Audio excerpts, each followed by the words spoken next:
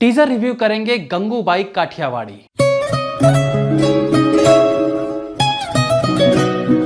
बॉलीवुड फिल्मों में अनेकों लोगों पर बायोपिक्स बनी हैं। खिलाड़ियों से लेकर पॉलिटिशियंस और पुलिस वालों से लेकर गैंगस्टर्स, हर क्षेत्र के लोगों की जिंदगी को बॉलीवुड के फिल्म मेकर्स ने अपने अपने तरीके से दिखाने की कोशिश की है। कुछ कोशिशें कामयाब रही हैं तो कुछ फिल्मों को दर्शकों ने नकार दिया। अक्सर बायोपिक्स में फिल्म मेकर्स जिस शख्सियत पर मूवी बनाते हैं उनके गुणगान करने पर उनका ज्यादा फोकस रहता है, क्योंकि बायोपिक बनाने के लिए आपको उस शख्स से या यदि वो व्यक्ति जीवित नहीं है तो उसके परिवार से आज्ञा लेनी पड़ती है, और आज्ञा लेने का मतलब है आपको उन्हें कहानी भी बतानी पड़ती है। और ऐसे में कोई भी व्यक्ति ये नहीं चाहेगा कि फिल्म में उसकी छवि को गलत दिखाया जाए, तो फिर उस फिल्म मेकर को भी उस व्यक्ति जिस पर बायोपिक बन रही है उसके निर्देशानुसार कहानी में बदलाव भी करने पड़ते हैं। यही कारण है कि ज्यादातर बायोपिक्स में पूरी सच्चाई देखने को नहीं मिलती है। अब संजय लीला भंसाली एक बार फिर बायोपिक के साथ मैदान में उतरे हैं।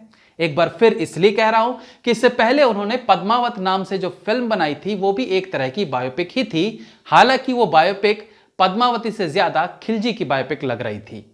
अब वो गंगूबाई की कहानी को लेकर आए हैं तो यह देखना दिलचस्प होगा कि इस बार वो गंगूबाई को किस प्रकार से पर्दे पर दिखाएंगे।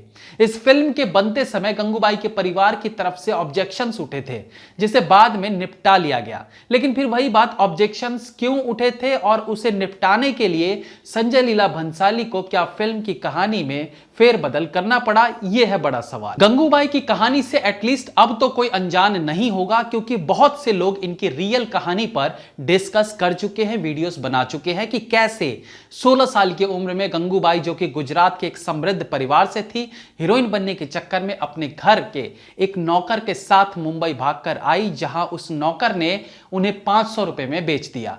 यहां से उनकी कोठे वाली जिंदगी शुरू होती है। इस कहानी का अगला मोड़ तब आता है जब एक गुंडा आकर उनको नोचता खसोटता है और बिना पैसे दिए चला जाता है, जिसके बाद वो कैसे वहां के गैंगस्टर के घर जाती है, उसे अपना भाई बना लेती है और उस गुंडे को पिटवाकर उस कोठे ग्रुप की अध्यक्ष बन जाती है। और तीसरा जो एक और पॉइंट उनकी कहानी का है, जहां वो एक भाषण देती है जिससे उन्हें लोगों के बीच जबरदस्त पहचान मिलती है। बाकी कहा जाता है कि उन्होंने कोठे की लड़कियों के लिए कुछ काम वगैरह किए हैं। अब इस कहानी को ही फिल्म में दिखाया जाने वाला है। संजय लीला भंसाली का जो फिल्म मेकिंग स्टाइल है वो अद्भुत है।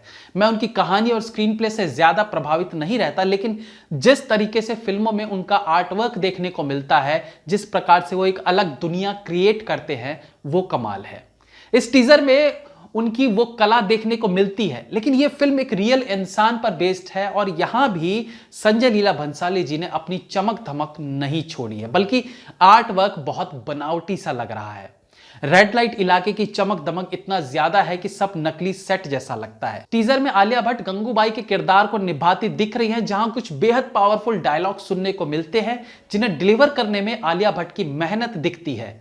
लेकिन यह बात भी सच है कि गंगूबाई का जिस तरीके का फिजिक था, जिस तरीके से उनकी कहानी है, उसमें आलिया भट्ट कहीं भी फिट नहीं बैठ पा रही है। मैं इस बात को मानता हूं कि एक एक्टर अपने स्ट्रॉन्ग परफॉर्मेंस से किसी के भी रोल को जस्टिफाई कर सकता है, लेकिन वो भी एक हद तक। अब अगर नवाजुद्दीन सिद्दीकी को दारा सिंह की बायोग्राफी करने को कहा जाए तो नो डाउट वो दारा सिंह के व्यक्तित्व को अपनी परफॉर्मेंस से जीवित कर सकते हैं, लेकिन क्या वो उन पर सूट करेगा? नहीं करेगा, क्योंकि दोनों के फिजिक मैच नहीं करते। वही बात यहां भी आती है। गंगूबाई जैसे किरदार को करने की अच्छी कोशिश आलिया भट्ट ने की है, लेकिन उनके चेहरे का भोलापन, क्यूटनेस, उनकी अनमेच्योरिटी उनके इस रोल को फीका कर रही है। यह कुछ ऐसा लग रहा है जैसे पार्थिव पटेल सहवाग जैसा एग्रेशन दिखा रहे हैं, लेकिन उसकी जैसी बैटिंग नहीं कर पा रहे हैं। टीजर में ऑलमोस्ट सब जगह आलिया भट्ट की कोशिश ही देखने को मिलती है, लेकिन वो कोशिश जीत में नहीं बदलती दिखती। उनका लात मारने वाला सीन, फिर अम्ब्रेला के साथ आशीर्वाद देना और बीड़ी जलाना, ये तीनों सीन उनके व्यक्तित्व, उनकी कद काठी पर सूट नहीं कर रहे हैं।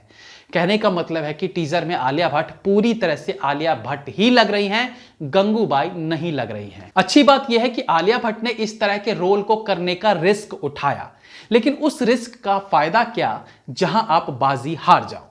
केवल अपने आप को उस एक्टर की श्रेणी में रखने के लिए जो अलग अलग किरदार निभाने की हिम्मत रखता हो, आप कोई भी किरदार कर लो और वो आप पर सूट कर जाए, ये जरूरी नहीं है।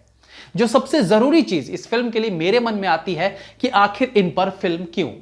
इनकी लाइफ के 3 टर्निंग पॉइंट्स: 16 साल की एज में घर से भागी, कोठे पर दबदबा बनाया, डॉन से दोस्ती करके खुद डॉन की तरह जीने लगी, और एक भाषण।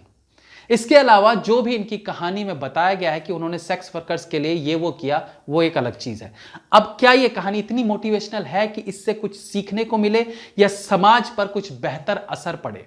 हाँ, ये जरूर सीखने को मिल सकता है कि अपने माँ बाप का घर छोड़कर किसी के साथ भागना कितना रिस्की हो सकता है, कितना गलत हो सकता है।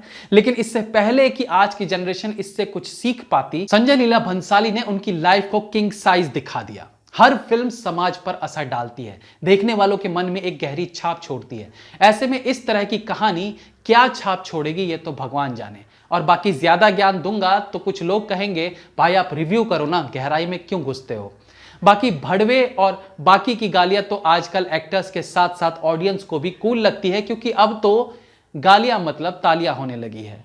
फिल्म में अजय देवगन भी होंगे, जिन्हें फिलहाल टीजर में नहीं दिखाया गया है, और हो सकता है कि उन्होंने उस डॉन का किरदार निभाया हो जिसे गंगूबाई ने राखी बांधी थी। तो वेट कीजिए फिल्म के रिलीज होने का। Have a nice day.